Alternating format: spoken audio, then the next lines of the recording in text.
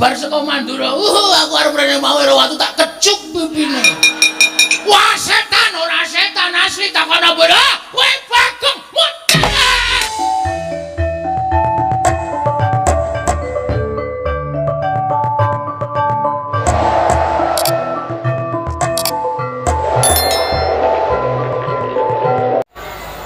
Ya jagat nangis tungkura wayah betul jagat nuning nggih Yai. Sakalangkung bongbong raos sing manahipun ing Ngraka ing Ndrawati dupi kula tampi timbalanipun kadang kula Yai Prabu ing Ngamarta. Asung paseganipun Yai Prabu sampun kula tampi akarya bongbong raos sing manah. Mboten langkung kepareng kula ngaturaken pudya pangastawanipun ing Ngraka kunjuk ngersa paduka Yai Prabu kadang kula ing Ngamarta. Yai Prabu Darmakusuma. Koko Prabu kula pundi Cundaka Panglingga Murda. Amawahana kabagyaning gesang kula mboten langkung kasekecakno anggen jengandika lenggah wonten madyaning Datulaya negari Ngamarta dinten sak mangke menika Koko Prabu sesembahan kula ing Ndrawati nadyan kula ingkang raying Madukara Koko Prabu kepareng kula ngaturaken sembah sumangga ping pangabektinipun ingkang rayi kunjuk sandhap wada paduka Koko Prabu Ndrawati. Yai Janaka ndak tampa ora liwat pangestu pun Kakang Tampanana Yai Panengah kula pundi jimat paripih dayana ing kasantosan paring pangestu maduka amawahana kabagyaning gesang kula Koko Prabu Yai Janaka iya wah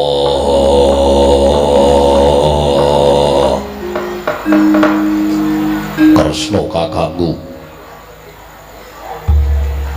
aku ngaturake basaku katura Kresna kakangku kadangipun Kakang Yayi Dimas Werkudara ngaturake sembah kalawan pun Kakang tak tampa nganti lega-legawaning penggalipun Kakang ora liwat pangestunipun Kakang Tampanana Sena yo tak gegem dadekake jimat ora liwat prayogane mlenggah ning Datulya Praja Ngamarta Dimas Werkudara kaya wis ora kurang kepenak praptanipun Kakang ana ing Praja Ngamarta dina samengko iki Yayi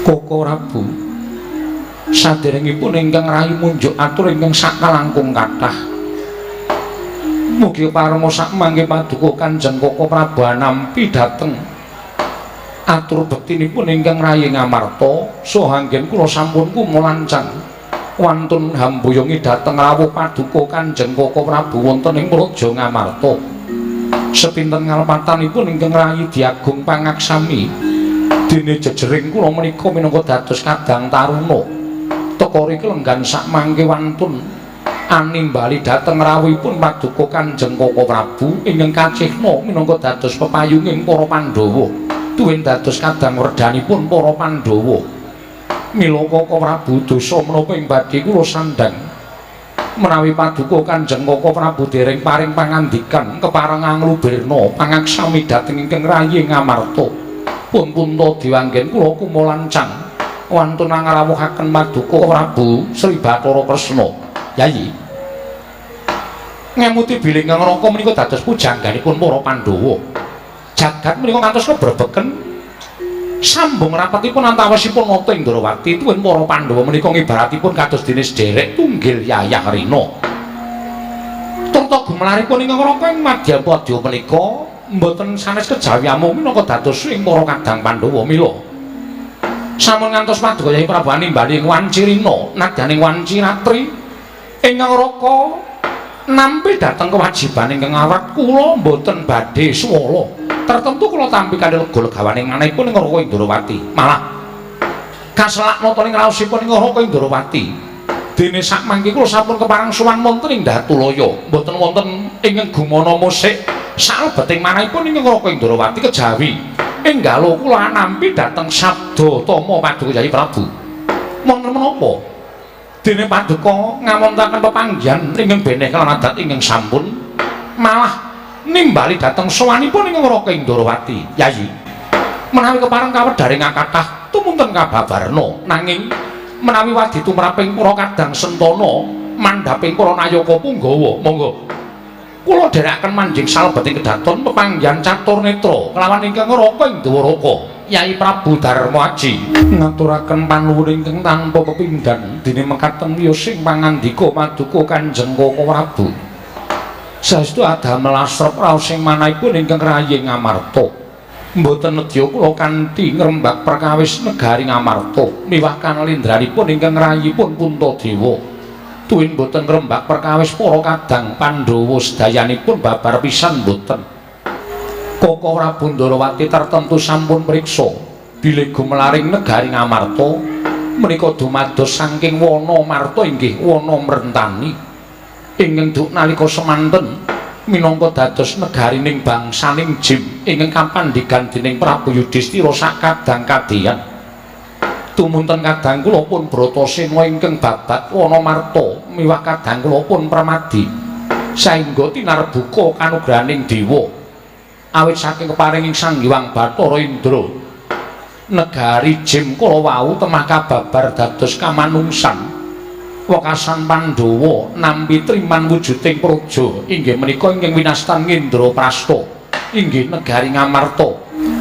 Wondene rawuhipun Sang Prabu Jim Yudhistira duk nalika wonten madyaning pasumpenan cetha dawuhipun Sinuwun Prabu Yudhistira bilih dinten sakmangke para Pandhawa kinen inggih menika hambangun wujudipun pendhapi Prabasuyasa inggih pendhapi Prabayeksa.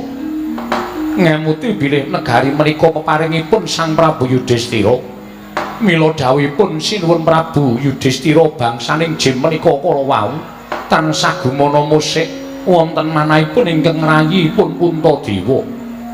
Koko Prabu kados menapa lampahan ingkang kula tampi menawi kula mboten saged mituhu dawuhipun Sang Prabu Yudhistira jernyatanipun Pandhawa menika mboten yasa negari namung nampi triman saking Sang Hyang Bathara Indra tuwin nampi titipanipun Sang Prabu Yudhistira nalindraning Jim ingkang sampun kundur wonten asal mula-mulanipun.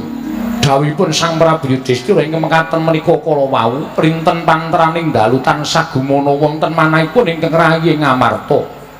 Namung kemawon ingkang rayi nedya jumangkah amiwiti ambangun Prabasuyasa inggih Prabayeksa padhang sutaning manah kula Koko Prabu nyuwun pamunten. Kenging menapa paduka paring dawuh ingkang mekaten jer paduka sakmenika ingkang minangka dados pengayomanipun para bangsa Ngamarta tegesipun Yai Prabu ingkang sampun pilih minangka dados makuthaning bangsa ing Indraprastha. Teka namung badhe ambangun Prabasuyasa wujuding pendhapi Prabayeksa kemawon paduka dadak mawi kodheng penggalipun menika ingkang dipun penggalih menapa? Tuwin ingkang gumana musik wonten penggalih paduka Yai Prabu menika babagan perkawis menapa? Koko Prabu dereng kemawon kula munjuk atur sadanipun Sang Prabu Jim Yudhistira duk nalika wonten madyaning pasumpenan cetha kula tampi wonten sekawan syarat ingkang kedah linampahan supados Pandhawa kedugi ambangun inggih menika pendhapi Prabasuyasa inggih pendhapi Prabayeksa. Wewangunaning pendhapi kedah dimginakaken wujudipun ingkang winastan kayu jati seret utawa pelet deket sembur ingkang angka kalih wujuding wedhi malila angka 3 gandhik malila watu cani angka sekawan inggih menika gilingan mas. Koko Prabu ingkang rayi nembe sepisan menika ngawuningani sesebatan ingkang sampun lonjak ngersa paduka Kanjeng Koko Prabu ingkang wujudipun kayu jati pelet deket sembur wedhi malila gandhik malila tuwin gilingan mas sampun tambuh-tambuh dhateng pinten-pinten brahmana tuwin resi pandhita ewadene sami mboten mangertosi wonten pundi lenggahipun menapa ingkang kula sebetaken menika kala wau Koko Prabu. Tartemtu paduka Kanjeng Koko Prabu ngawuningani wonten pundi lenggahipun kayu jati pelet deket sembur wedhi malila tuwin gandhik malila watu cani miwah gilingan mas. Kepareng ambak barana dhateng rayipun Puntadewa kula ingkang sumadya ngupaya wonten pundi dunungipun syarat ingkang sampun dipun ngendikaken dening Prabu Yudhistira menika Koko Prabu Udara piye? Bareng wis rampung ngendikane barep kakangku. Ingkang wis ngendikake nggone bakal kepengin bangun wujuding pendhapa Prabasuyasa. Ya Prabayeksa ingkang mapan ana negara Ngamarta. Monggo bareng kakangku wis paring pangandikan akeh babagan syarat sranane. Wedi malilo, gandhik malilo watu cani, kayu jati pelet deket sembur lan gilingan mas. Teko kowe malah kendel ora paring pangandikan. Yen pancen Kresna kakangku ngerti kaki paring dawuh. Nang yen ora ngerti, aku sing ora nrimake lakon iki. Lho kok lah kok siap diparing dawuh utawa siap dimatur lawan aku ora nrimake marang lelakon iki sebabe apa dasarmu piye? Kresna kakangku ana ing jagat minangka dadi pujaganing Pandhawa. Kowe dadi suwing para kadang Pandhawa. Bebasan Pandhawa kuwi jangkah sepisan ngrimbyahake tangan. Ora lali tansah taren karo Kresna kakangku. Perkara iki kangge padhangno atine barep kakangku. Kok sik lah apa Syadi ora prisa menyang endi dununging syarat srana ing ngendikake dening Yayi Prabu Darma Aji. Nadyan bola bali barep kakangku ngajak sapejagong karo aku apa dene Janaka. Apa sing dikake dening barep kakangku. Bloko Suta aku ora marteni menyang endi dununge lan menyang endi wujude kaya apa wujude lan lenggahe menyang endi. Mula tumule aku matur karo barep kakangku. Gandeng Pandhawa kuwi duwe pujangga ya kuwi Ratu Ndrawati. Yen pancen Kresna kakangku wis paring dawuh, ora usah dadak kowe sing tumandang. Werkudara paring dawuh papane menyang endi, aku sing sagu goleki. Semanten ugi kula Koko Prabu. Kula aturi paring dawuh dhateng Koko Prabu Ngamarta mangke ngerayi Janaka ing sagah ngupadi wonten pundi dunungipun syarat srana ingkang sampun dipun ngendikaken dening Koko Prabu Darma Kusuma. Arjuna wonten paring dawuh, Werkudara, Kresna kakangku piye? Padha sumene sawetara. Pun kakang bakal munjuk atresaning Yayi Prabu Darma Aji. Yayi, kula wonten paring dawuh Koko Prabu. Syarat sraning sampun paduka ngendikaken bilih dawuhipun Sanata Prabu Yudhistira medal margining pasumpenan bilih Pandhawa kinen ayasa utawi inggih menika ambangun wujuding pendhapi Prabasuyasa inggih pendhapi Prabayeksa. Monggo cetha dawuhipun Sanata Prabu Yudhistira bilih para Pandhawa kedah kados kawan syarat srana supados rancak wewangunan ingkang badhe dipun tindakaken dening kadang-kadang kula para Pandhawa. Setunggal wujuding kayu jati pelet deket sembur, angka kalih wedi malila, angka 3 gandhik malila watu cani, angka sekawan gilingan mas. Sak pangertosanipun Nyaraka Indrawati ingkang ngrenggani utawi ingkang nengga kayu jati pelet deket sembur menika mapan wonten ing Guwa Sela Mangling. Mapan ana ing Guwa Sela Mangling. Werkudara iya. Bapane sapa? Lho, kok sik to? Lah kok Syadi lali karo kadangmu Tunggal Bayu? Kadangku Tunggal Bayu sapa? Kayu jati pelet deket sembur kuwi ditunggu dening Gajah Situbanda. Mula yen to Syadi wani nembung kelawan kadangmu Tunggal Bayu, iki mengko bakal kasembatan penjangane Yayi Prabu Darma Aji. Dene angkong loro wedi malila. Kuwi papane ana ing Kedung Tuntang. Kedung Tuntang. Iya. Ana ing sak ngisoring Gunung Himalaya ana wujuding kedung pesasat segara anakan. Nanging sejatine kuwi dudu wujuding kedung lumrah, nanging kuwi kedaton. Mula tembunga kalawan Sanata Prabu Sayong Sari ingkang wujud baya putih. Wedi malila mau ingkang asta panjenengan ingkang sinuwun. Gandhik malila watu cani kuwi papane ana ing Kayangan. Uga gilingan mas kuwi uga papane ana ing Kayangan. Do ing ngene ingkang kagungan ya kuwi Nalendra Maespati Prabu Sri Arjuna Sasrabau.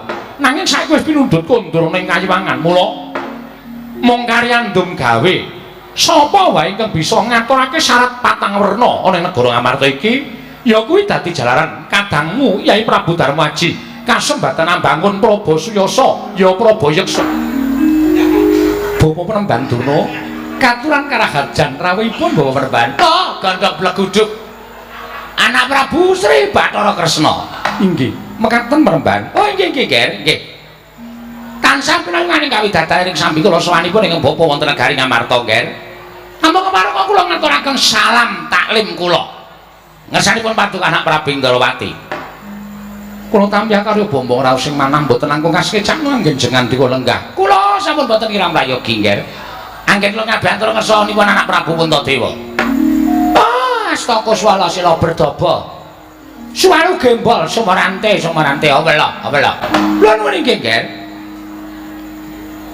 Sampun kula tampi sumpah seganipun anak Prabu Ngamarta akarya bombong raos sing manahipun ing Bapa Pingsa kalima. Namung kemareng kula ngaturaken pudya pangastawanipun ing Bapa Kunjung Kersa Paduka anak Prabu Ngamarta nggih. Anak Prabu Puntadewa. Kula pun dicundhaka panglingga murda amawahana kabagyaning gesang kula Bapa Mremban. Mboten langkung kasih sakno anggen jengandika lenggah. Kula naknan. Sampun boten kirang prayogi pisawanipun ingkang Bapa ing Sukalima wonten negari Ngamarta dinten sak mangke menika. Anak Prabu Puntadewa. Durna bapakku. Aku ngaturake sembahku katura Durna bapakku. Anak anu nganindita. Bocah mursid isa mikul dur mendem jero karo wong tuwa aja mung kandhek ning pangucap nanging kababaro dadi pakarti. Werkudara Bratasena. Tak tampa kowe ngaturake bekti karo aku ya Sena. Ora liwat pangestune bapak tampanana ya Cah Bagus. Ndak gegem dadekake jimat. Prayoga nunggur melenggang. Kaya wis ora kurang prayoga pratane bapak ana ing negara Ngamarta. Bapa Mremban kula ngaturaken bekti kula kunjuk. Anakku murid sing bagus dhewe Janaka. Pangestune bapak tampanana ya Janaka.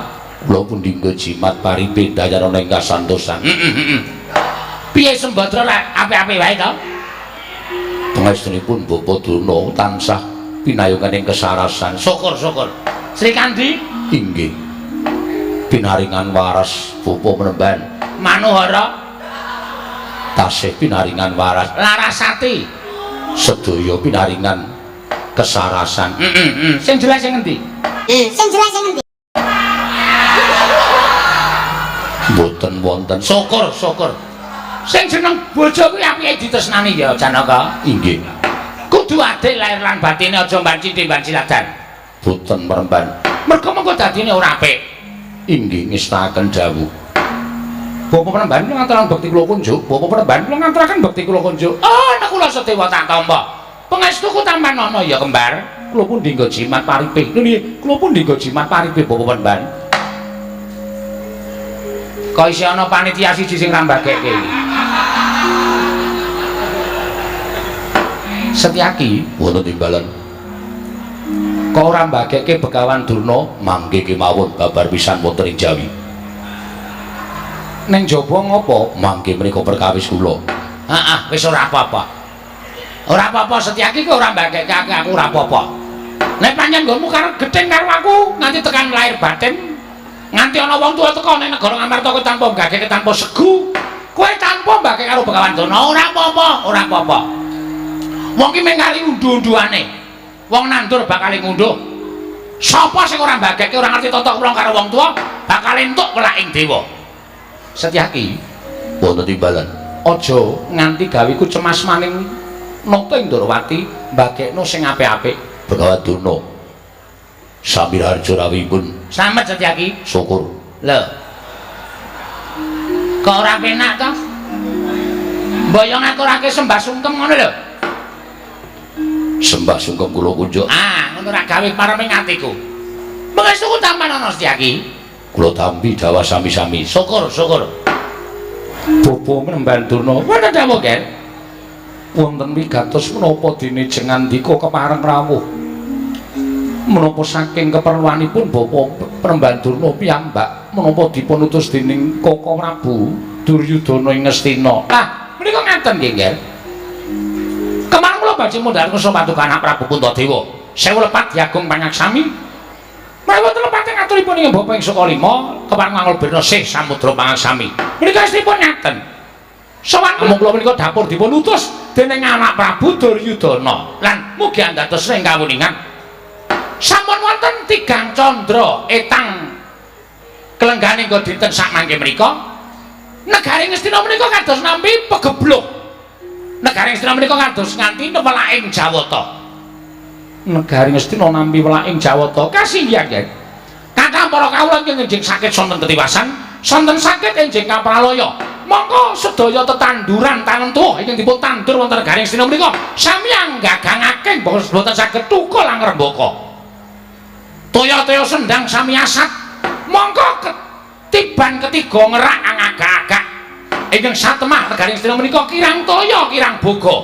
Wekasan damel cintranganipun para kawula sak negari Ngastina. Mila mboten ana maneh menawi negari Astina menika kawulanipun kathah ingkang nandhang sakit enjing sakit sonten ketiwasan sonten sakit enjing kapraloya panjenengan menawi rawuh wonten negari Astina mriksani kawontenan negari Astina menika kula nuwun sewu ngelus dada kula piyambak boten mentala nyumurupi dhateng kawontenan negari Astina kathah para among tani ingkang boten saged panen bekasan kekirangan boga tumunten nandhang sakit sasampunipun enjing sakit boten saged dipun tulung sonten tentu pecah dumados ing pagebluk ing mandu wonten negari Astina mekaten perembahan iki nggih kula piyambak boten mentala kok nyumurupi dhateng kawontenanipun negari Astina menika kula piyambak boten mentala mergi kawula menika nuwun sewu enjing nyambut damel sonten boten menapa-menapa menika pecah monggo boten mawi sakit wonten ingkang enjing budal wonten ing sawah ngluku garu lukunipun wonten ing pesawahan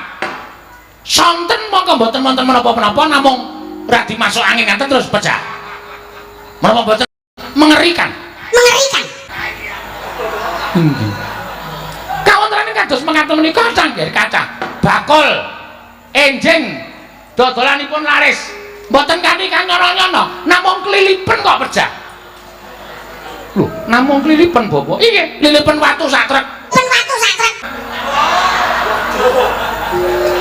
dumadakan pecah menika marambah kaping-kaping wah mboten namung para among tani najan sedaya para nayaka ugi ngaten nayaka ugi kok kathah ingkang kondur saking kewajibanipun mboten nganti kanyono-nyono enjing wangsul wonten griya sonten sakit enjingipun pecah pokokipun mboten ngantos ngangge petangan dina sonten sakit enjing pecah enjing sakit sonten pecah enjing sakit sonten pecah sonten sakit enjing pecah ngaten menika wongsal wangsul ngantos kula menika bingung bidhalaken jenazah menika ngantos bingung tumuli anak Prabu Duryudana paring dawuh kaliyan kula Bapak Durna panjenengan menika dados pujangganing Praja ing Astina kula aturi manekung dhateng panguwasaning dewa nyuwun ngersanipun dewa supados paring wengan kados pundi caranipun supados negari menika Astina menika waluya nirmala temajati jati temah mulya tumunten wonten ing dinten Sukra Kasih malam jemuah kliwon inggih ingkang kepengker kula minggah wonten ing sanggar pelanggatan kula minggah wonten ing sanggar pamujan manembah dhateng panguwasaning Dat Kamurweng Dat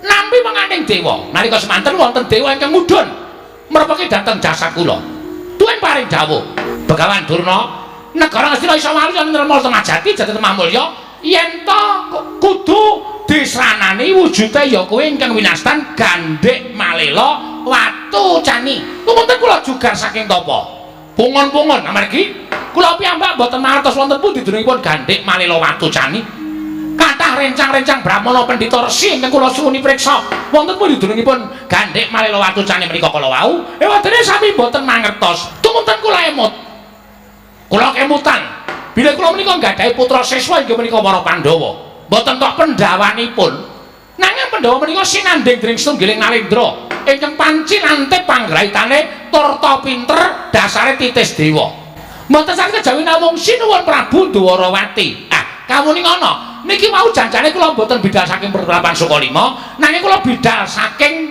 negari Dwarawati awit saking Pertapan Sukalima kula jumujuk wonten ing negari Dwarawati dumugi Dwarawati lha kok suwung mboten wonten nata Dwarawati ngendikanipun bidhal utawi sowan dhateng negari Ngamarta mboten wangsul wonten ing Sukalima tumuli kula bidhal dhateng negari Ngamarta oh syukur-syukur nger wonten mriki pinanggihan Sinten Prabu Dwarawati samangke kula badhe wonten perlu wonten Sukalima menggali paduka anak Prabu maring wedal sawetawis anggen kula badhe sak pejagong anak Prabu Sri Bathara Kresna menawi dipun parengaken nger Koko Prabu wonten dawuh Yayi Bapa Penemban Durna boten betah kaliyan para Pandhawa namung betah kaliyan paduka Kanjeng Koko Prabu Dwarawati betah kaliyan kula inggih kasinggihan Koko Prabu menawa dipun keparengaken sawetawis kula radi majeng anggen kula ngabiyantara kula borongaken Purbawasana nasta paduka Kanjeng Koko Prabu Dwarawati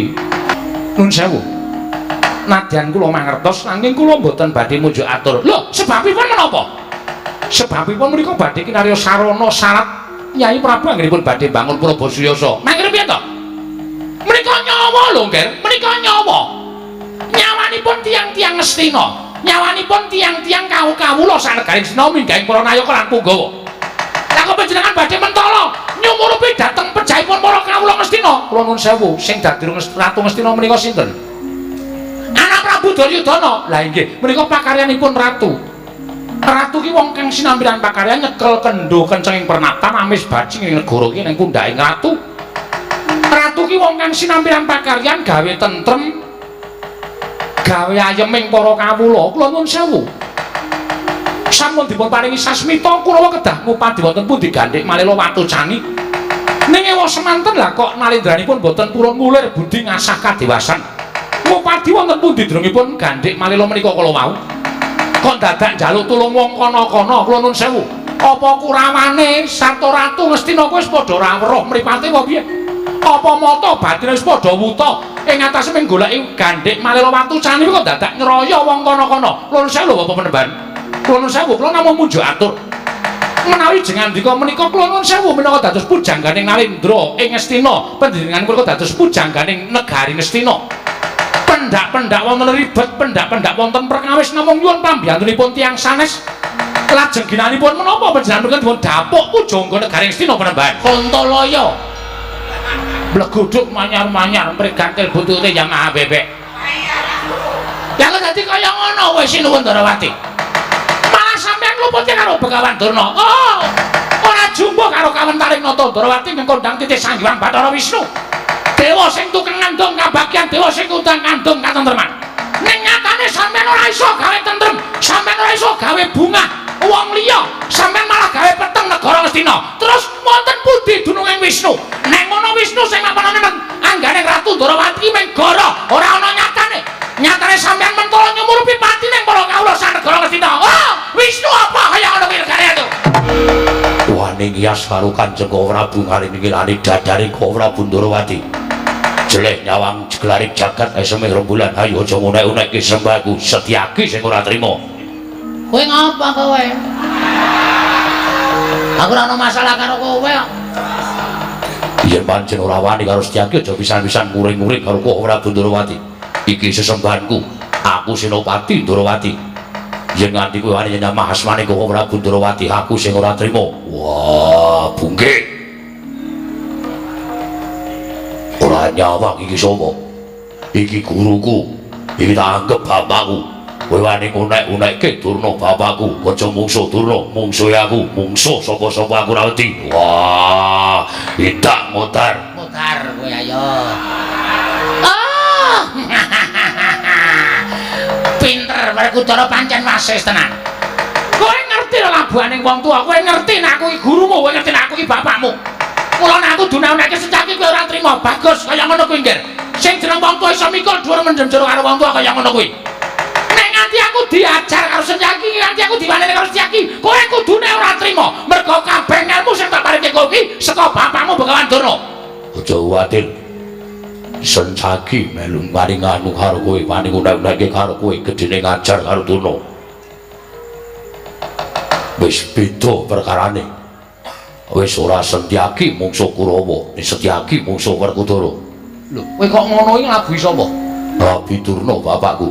Iki guruku, iki bapakku. Sapa sing nyamah asmane guruku? Aku sing ora trima. Lah Setyaki tak takon, Setyaki sapa? Setyaki iki adikku. Iki Senopati Darawati. Lah sapa sing arep wani karo Setyaki? Arep mulasara karo Setyaki? Mungsuhe Kresna. Jagat Dewa Bathara. Ora sangleleng. Jagat-jagat Dewa Bathara apa? Ayo. Saiki mengkari piye? Lho. Lho kok sinuwun Prabu Darawati melu-melu perkara iki kepiye? Sing melu-melu ning sanes kula, ning Werkudara, wong maune meneng wae ora ana apa-apa bareng Durna diuna-unake kok. Panjenengan diuna-unake Setyaki menika wis sampun satrepipun wong sampeyan ora ngerti tata krama ngunek-uneki karo Ratu Darawati. Kula menika ala-ala ratu lho. Kula menika elek-elek Narendra. Ora dicamah jenenge sak penake dhewe. Ngrungokke ora goboke, gobokmu iki ngrungono. Werkudara kaya ngrungokke. Gayeng iki, gayeng iki. Gayeng iki, gayeng iki. Werkudara mungsuh Kresna, aku diajar Setyaki. Kok tetep rasa terus aku. Wah, mbok ora weruh. Wani ngajar karo Durna bapakku, aku musuhe. Kula sinuwun Darawati tak aturi supaya bloko wae. Timbangane kok kriwikan dadi grojokan keguyon dadi tangisan. Dadi gegeran negara Ngamartaya. Kowe bloko gandeng malih watu jan iki papane menyang endi? Yen ora gelem bloko aja nglakon dosa wae. Aku nglakon ngamuk mungkul negara Ngamarta. Werkudara. Ayo didunke. Wah, wani jotos Durna bapakku, wani wae. Wah, batik Werkudara. Ayo didunke. Setyaki mbok dunke apa ora? Setyaki ora mbok dunke, aku ora urusan perkara Prabayuya, ora urusan perkara Prabayeksa. Arep iso mbangun ya sakarepmu, ora ya sakarepmu. Ayo didunke. Werkudara.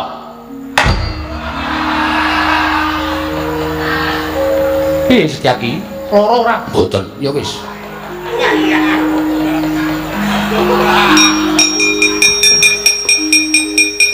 Wani jotos Durna bapakku, wani wae. Wah, wangsulan. Werkudara iki nang kraton lho. Werkudara mbok ora cengkiling. Ayo lungguh. Ayo sing pernah ora pernah wis kono aturen dhewe negara Ngamarta aku tak mlebu kedaton. Apa ora? Wah. Itenono. Setyaki Wonten dawuh. Sesuk meneh aja ngono ya. Inggih. Ya dikapak-kapakno kowe iki salah. Wong nyatane aku ora utusan karo kowe takon jotos Durna kok tak jotos. Dasarmu apa? Mangkel sengit. Pendhita cangkeme merah-merah. Jotos wae modal. Lah nek nganti kowe jotos kaya ngono kowe iki luput. Wong durung ana apa-apa durung ana dawuh saka aku kok wis tok jotos.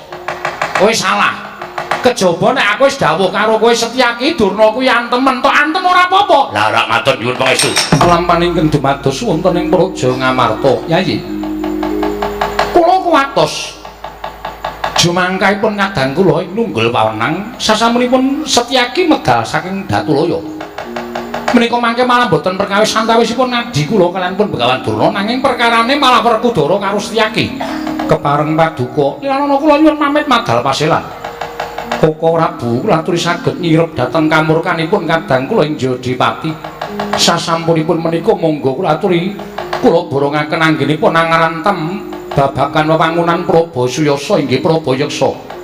Lilana kula nyuwun pamit ngrumiyini medal paselan kula semanggaken sembah kula ingkang demring Jengkar Paduka Mas Janaka kula nun maring adhawuh Koko Prabu. Si Adi kuwi uga siswaning Begawan Durna. Kok si Adi ora murina Begawan Durna dicempalani kelawan Dimas Setyaki. Boten Koko Prabu. Mangke mindak malih boten prayogi krana kula mawi tetangan. Bapa menemban Durna sampun nyala wentah kaliyan Koko Prabu Indrawati. Sampun tumindak ingkang boten sakmestinipun, sampun saklimanipun menawi kadang kula ing garba rujipun Dimas Setyaki. Dumunten gadhahi swaga ingkang kados mekaten. Nanging kadang Jodipati ingkang sajake banget nggone nganggep kelawan Begawan Durna kuwi suwijining mandhita ingkang ora nate keluputan. Inggih. Mangke dipun pasrahaken dhateng Koko Prabu Indrawati kula kinten boten badhe kecalan pamanggi Koko Prabu Arjuna kula nemparing adhawuh tatanen para kawula aja nganti kasemyok ing aradan pun Kakang kundur ngedhaton sembah kula ingkang ndherekaken Jengkar Paduka budhana kang padha seba kaya wis ora ana dawuh maneh Kyai Arjuna Koko Prabu mestu padha dawuh Paduka Kanjeng Koko Prabu pun Kakang. Lah kok dadi sampean malah metu njaba pagelaran njaba alun-alun negari Ngamarta. Kok nangis kaya cah cilik.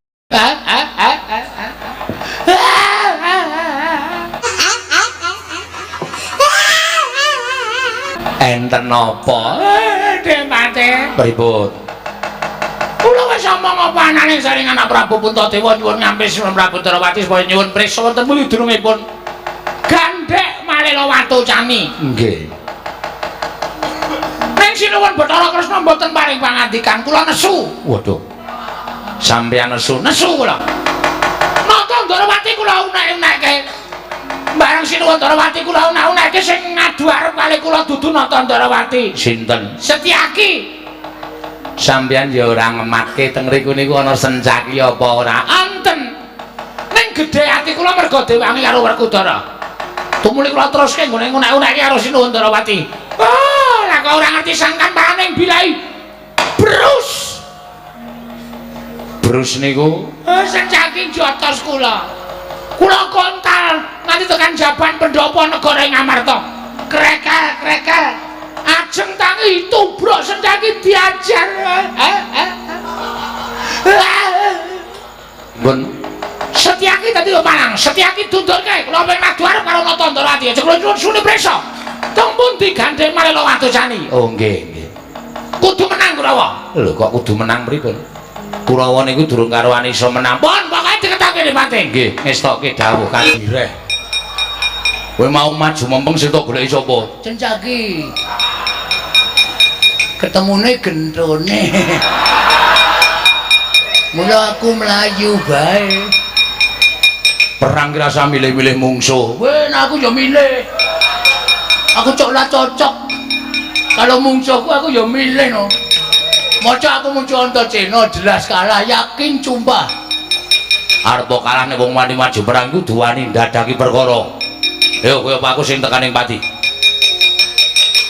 Begawan Durna arep gawe geger negara Ngamarta. Anak-anak Pandhawa sing ora trima Wadi. Bali ora? Nek aku bali, nek aku. Ning kula liyane ora bali, maca aku bali dhewe. Engko dikelola kompak. Terus ya pelang ora kitang delo-delo. Mungsuhe aku lawani. Terus sing tok karepe musuh sapa? Liyane kowe. Ya.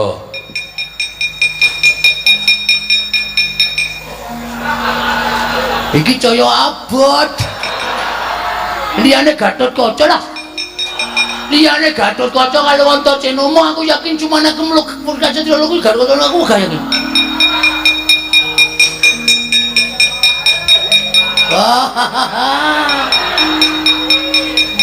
Lumangsaku kok musuhe abot-abot iki. Pak dikersaripun mengsah sinten? Nek ana cek wedok. Oh. Wah. Piye? Kelemon. Aku lha pate seneng karo ceng lemu-lemu. Ngewuhke kok sampean yo wis aku wae rasa dadak golek solo. Tibantangan jeblok silamu. Nyo tibano. Aku kena tangane Pak Dewu Durmagati gledak meguru karo kowe 20 taun. Wo aja combong. Aja umuk. Wong kibil ngapa? Wong libil, kibil. Wong kibil bakale kejungkil sing dadi nyatane pecah dadamu. Nyo. Wis dan. Sing seru iki wis celo. Ora krasa sing kudu menungso iki dapulmu. Ume diantem iki caula-ulane kowe gletak. Lah kok kowe ora apa-apa dijotos padene ketoke ngino banget karo aku. Kena aku tok kon males tak antem pisan kowe modar lho. Hah? Nek aku tok kon males tak antem pisan kowe mati mesti. Jajal po. Kiwa semaput. Wah, lekoco kabeh iki. Padahal aku wis kebacut ngantem ya. Heeh. Monggo hukume wong ngantem ku durung dibales. Nyo. Kakek. Aku tok antem tekandeng pati trimo ora dadi Kulawa. Ayo. Aja racan dadak wige-wige, aja lagu-lagu. Dis ngono. Wes modal mbok ben, urip doyak-oyak utang kok. Modal ya ben. Sing gedhe pangapunmu ya Pakde. Ah, sing gedhe pangapunmu tak ngapula. Aku mati dijual gak ke anakku Antaséna anake Werkudara malemku tanpa pepindhan.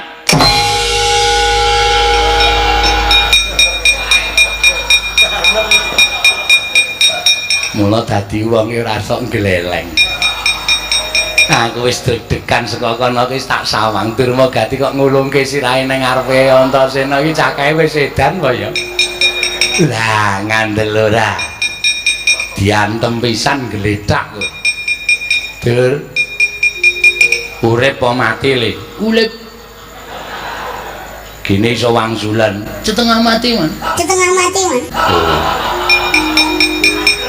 Urip ning setengah mati. Heeh. Mbok duripke meneh. Wis lah ico. Aduh. Aduh. Waduh. Wah. Wah. Piye, maju po? Mbok mulih. Rumangsaku kok Kurawa kok werna-werna ora. Sapa sing arep maju? Watak, watak. Watak tidak. Citrasi Nggih, Man. maju po? Ngomong suwe. Antasena ana, Gatotkaca ana, Antarjana, Setyaki ana. Wedyan. Wani karo sapa? Aku wedi kabeh.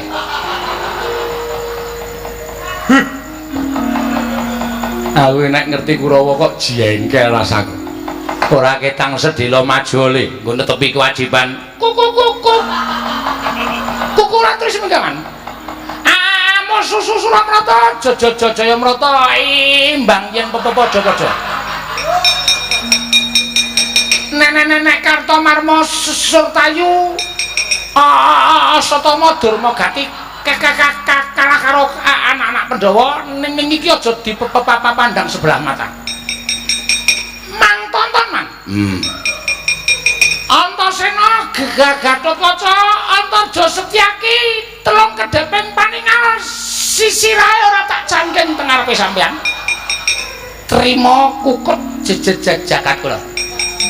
Iya ora ming omongan bayi lho, ya omongan wong tua lho. Lho, wong tua. Mamang tonton. Labrake apa kan? Ci apa ci? Setyaki. Dasar Pranyata. Citraksi Iya.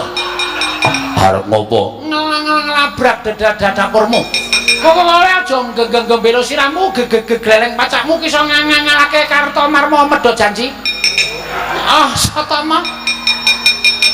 Karo Durma Gati toto kalake. Neng Citraksi iki senopati sesungguhnya. Arep ngopo? Tiban tangan jeblok siramu. Mati dereng kowe. Anggape aku sotok timblis kok. Nenek liyane mangsa bodho. Nenek aku aja tok gawe sesakepe nakmu, Dik. Pakde Citraksi. Aku dudu pakdemu. Siwa. Siwa sapa? Siwa tentrem kok. Nglakon mati dening aku. Gimer siramu. Modar kowe. Wong Sorja. Antarja kok wong Sorja. Iya. Kowe termasuk mungsuhku. Idyan mboten nginten menawi Pakde Citraksi dalu menika ngedapi-dapi. Apa panjang? Sasa ora-orane aku wis meguru nang Mak Irot.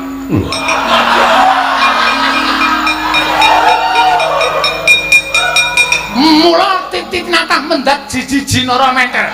Kowe nyoba tangane Citraksi. Mula tibano Mati dening aku.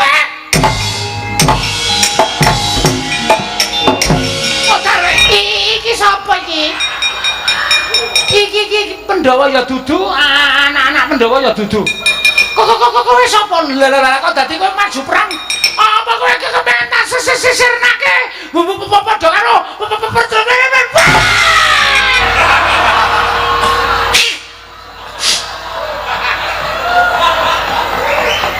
gosek ta. Wong maju perang kok seliliten. Kan. Hah? Malah guyu. Piye, Jadi? Sampeyan weruh tandang kula. Sesentyaki kula tantang dheweke pucet kula juyotos. Kuku kula jambak, kula tendang. Kula joget sampeyan weruh. Weruh, aku ya gumun kowe saploke nane Mak Erot kok glelengmu ora jamak-jamak. Kekuatan man. Ha iya. Bar kuwi Babar niku Gatotkaca. Le kowe rasa melu-melu kowe bayi wingi sore. Pakde kula tri mundur dengkulmu meloncat. Yes. Gagatun kaca kula tonyo ambruk. Oh. Kula jambak kula tendang. Jil. Sing ketiga. Heeh. Anake Werkudara mbarep niku sapa jenenge? Antarja. Nah, Antarja metu saka bumi jedul. Arep ngopo le melu antem dasmu, Des. Caca-caca ndak rambute tendang jil kontal. Saka kadohan Antasena niku weruh kula mlayu, Mas. Oh, Kuku kula ya. lah iya. Ilang Antasena kono wong wedok lemu banget. Mendelik matane. Kowe sapa kowe? Kowe dudu Kurawa, kowe dudu Pandhawa, kowe dudu anak-anak Pandhawa. Lah kok kowe maju perang? Kuku kula rung ngomong wis didupak dada kula. Cies. Wonten mrai kula cies candak bangkan kula buanting kene ngebuk. Bruk. Tele-telete kula. Tele-tele. Ora kebablasen sak huruf. Tele-telete. Dene rasa. Tele mangga. Barang kula kene kula awak kula diangkat set. Terus ngerti-ngerti mak slep. Kula setengah mati niku. Heeh. Setengah semaput ning cangkem kula isih iso ngrasake. Kula ngoten kok kaya enak. Terus kula mempeng paman nun. Bareng entek kula ditendang. Dia rekane arep sijine. Nek riku ngomong, "Hes. Iki dienggo sengkune." Ngoten niku. Iki ra omong kosong lho iki. Tenan. Saestu. Mang bokteke. Nek nganti ngapus tak kepruk watu sirahmu. Mumpung aku haus lho. Mang bokteke nang boten mang tembung dhewe. Asli muni ngoten niku mbok kula yang arang apa ya mbok sumpah. Ajeng kula siji ajeng kula cekel niku ditampel tangan kula. Iki nggo sengkuni. Ngono. Tangan sampean dinyanyi man. Iya.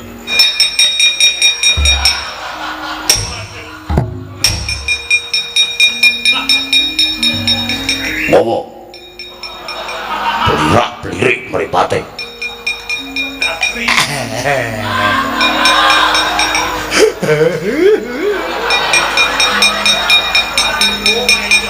Ngopo? Arep genahke. Genahke opo? Isin aku.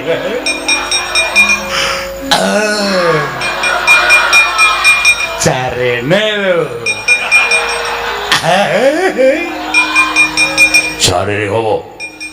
Jarene iki sing dijinggo aku. Sing dijinggo aku. Apakah betul?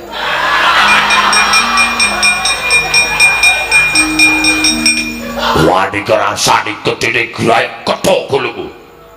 Maju tendang mutar. Ora masalah tendang kok. Kuwi sidong aku apa ora? Nek ora aku tak mulai. Seger man. Seger ndasmu.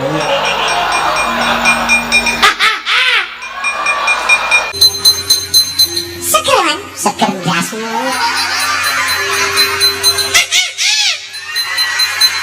Oh, cebleng ya lah.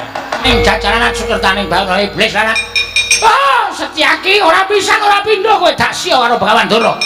Kowe gawe cintrangane Bagawan Durna. Sagedakan iki kowe iso nambani Kyai Cundha maneh aku meguru karo kowe Setyaki.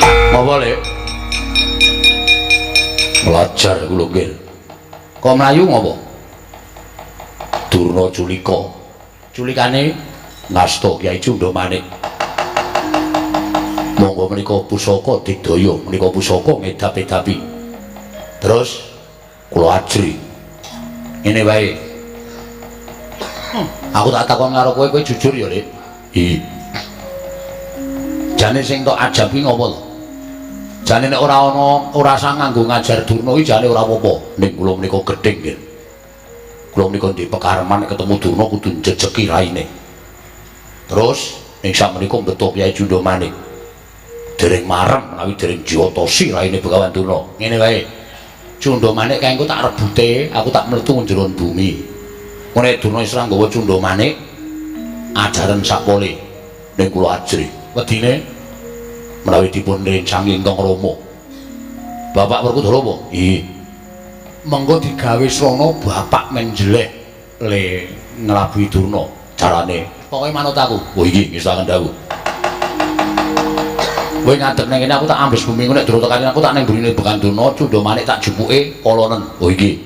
Estu lho tenan rasa kuwate. Iya. Ngaku aku dedaya sekti kalintang jayaning merak. Ngaku aku ambil tanding boboting yudha niku ora bakal menang karo Begawan Durna. Apa kira-kira kuat nadahi Kyai Jundha Manik? Oh, Sencaki aja gembira sirahmu gleleng pacakmu kowe Setyaki. Kyai Jundha Manik iki tamake gunung jugruk segara asap. Nek mengko andamu wis bakal tekaning pati. Ora bakal aku mundur jangka. Lho, kowe wani nadahi Kyai Jundha Manik? Sing tak wedeni apamu? Babuk. Lakon cocok Kyai Jundha Manik ora tinjung akhirat. Aja tundang Begawan Durna. Iki mereka nanti atase nase nyala Werkudara kowe terlambat kowe Werkudara. Wah Setyaki tak dugang modar glundung kok isih lara aku Werkudara. Kowe jare mau belani karo aku ning kesuwen. Kowe dikapake werna-werna. Dijotos, ditendang, dibentang, banting.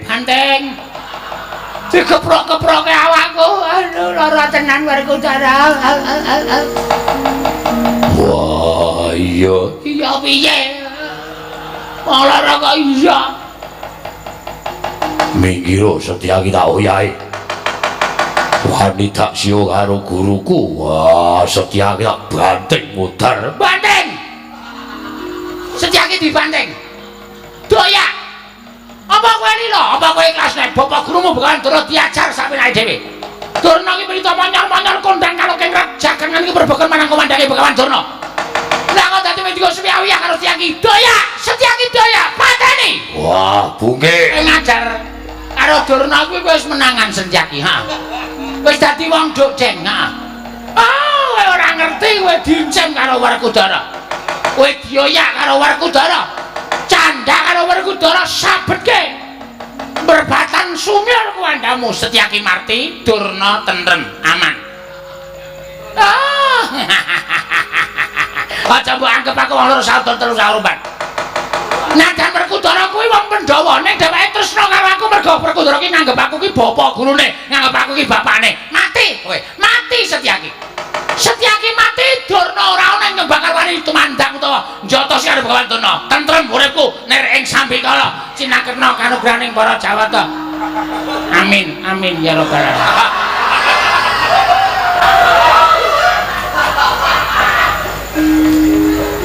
Apa Mbah kok bengok-bengok?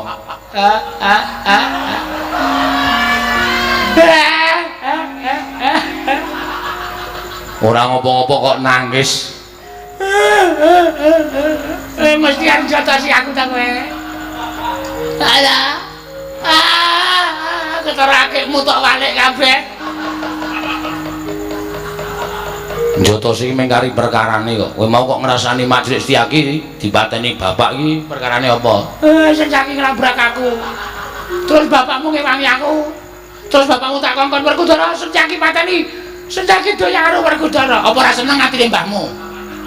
Nek Majelis Setyaki mati aku ora trima. Nek ora trima terus? Aku njotosi wong sing dadi tok sumbering perkara nganti dadi jalaran Majelis Setyaki tekaning pati. Maksudku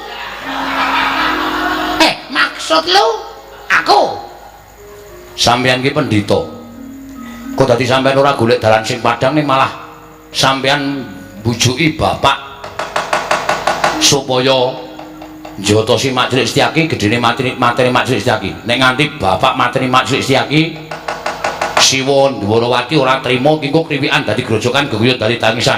Kabeh mau sumbere saka sapa? Antasena ora maju-maju. Wega Antasena ora maju-maju. Aku takon karo kowe sumbere sapa? Antasena.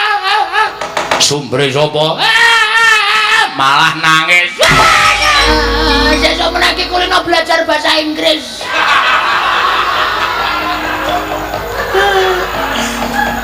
Lah ngopo? Aku wis bengok Werkudara, help me. Kuwi artinya Werkudara, tolonglah aku.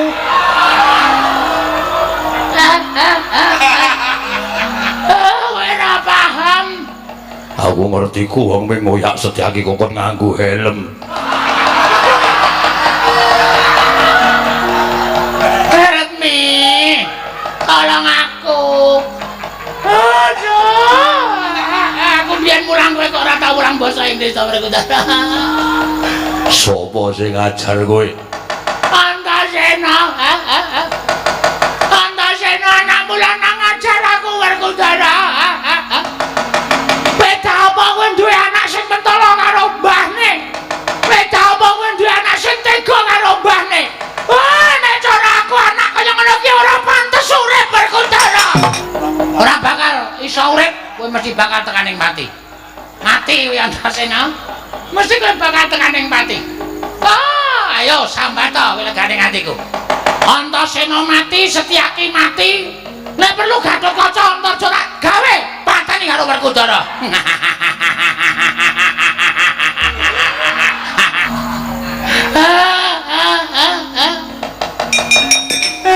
Sopo?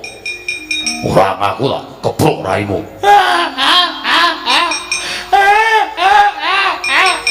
Setyaki wegah aku nek nganggo ngadeg barang ngono kuwi. Mbok tengok-tengok sing apik wae jagongan kok nganggo ngadeg barang. Setyaki. Tangane kok gegem barang kuwi ya. Werkudara.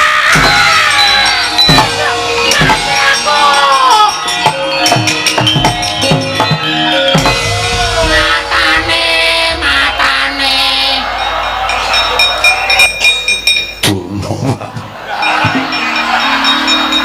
Jaluk ngapura.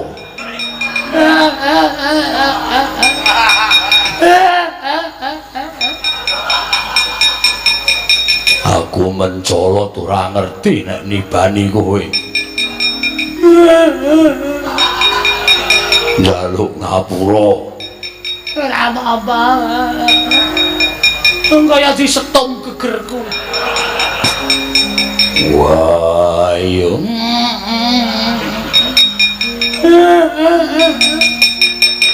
Terus piye? Setyaki saka kono ngantemi aku. Terus piye-piye? Aku nek tak tinggal ning kene kowe ngoyak Setyaki, Antasena teko Bancan. Aku ngoyak Antasena, Setyaki teko entuk undangan genduren. Brus sampe naik dhewe. Aku kaya ingkung. Wah, terus kudu piye? Aku digendong Werkudara dijak ngoyak Setyaki karo Antasena. Wah, yo. Ini lak gendong. Wis dak. Mergane ora tak gendong aku ngono kasarane kaya ngono kuwi aku gak. Ning ati diajar kowe mlayu dono aku diajar Setyaki. Kowe mlayu mlayu aku diajar Antasena. Aku apa tinggal bulan-bulanan aku. Aku bakal njaluk karo kowe aku slametno Werkudara. Iki kok ora tekan-tekan to Werkudara. Kok mlorot wae to. Lunyo aku kemringen. Dilap sik. Aku nggo wanduk cilik Werkudara. Gegermu ya manyan ya. Kelunyunan Werkudara. Yes. Nah, iki rada kepenak. Yo. Tak oyake. Oyan.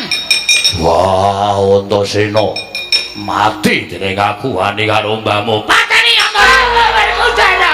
Aku tiba Werkudara. Jaluk ngapura. Senengesan. Lendane ora bakoh.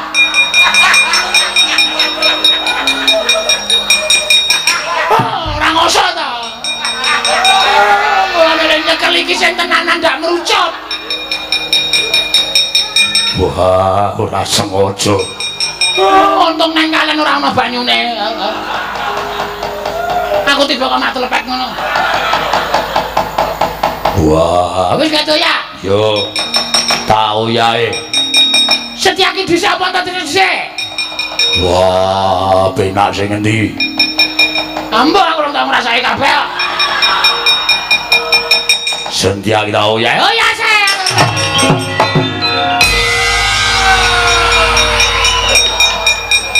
Marai kesel. Untuk seno Setyaki Gatotkaca. Modal luweh. Kapok kowe. Bapak ini wis nesu ngono kae. Buanting bet mudar luweh. Keseron ora bapak mau lembanting nek mati tenan. Oh.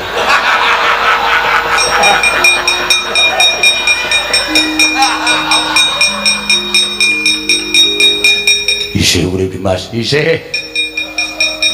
Kok ngerti? Wong urip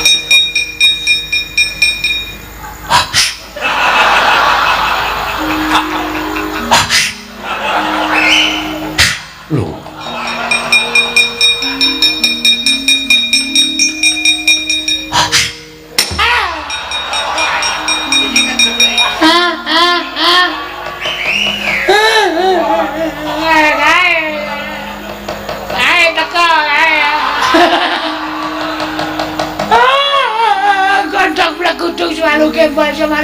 Semarang. Pripun Kakang Dono? Mundur Mas, mundur. Werkudara. Nggih. Arjuna kula maring adhaw. Antarja wonten ing balat. Pancen sengaja lancur Pandhawa mindakar marang ngadhep mung Antarja. Merga iki ana sambung rapete nggone ngupaya reruba pepanggil panyuwuning sawarga Prabu Yudhistira. Iya. Nggone para Pandhawa kinen yasa utawa mbangun wujuding Pandhawa apa Prabasuyasa ya Prabayeksa. Werkudara. Nggih. Gandeng ingkang jaga wujuding kayu jati. Pelet depet sembur kuwi kadangmu tunggal bayu. Ana ing gawa Sela Manglit. Mula sowana marang Gajah Setubanda nyuwuna ngambil kayu jati. Pelet dukut sembur mau. Yo, Arjuna wonten maring adhaw. Munggah nang kayangan nyuwuna ngambil gandhik marila watu cani kelawan gilingan mas. Wondene Antarja manjing kedung tuntung. Sowana marang Nalendra ingkang wujud baya aran Prabu Sayung Sari. Nyuwuna ngambil wedi malila kala nuna ngestaken dawuh. Perkara kasembadanan ora tak pasrahke marang adiku lanang sakarone apa dene anakku. Jangkar bumi nggih ngestaken dawuh. Mangkatku hapan bidal kula benjang menapa dina iki uga yen wis entuk gawe daya-daya kundur marang Praja Ngamarta ya Dimas. Yo Kresna kakangku njaluk pangestu. Koko Prabu nyuwun pangestu. Prabu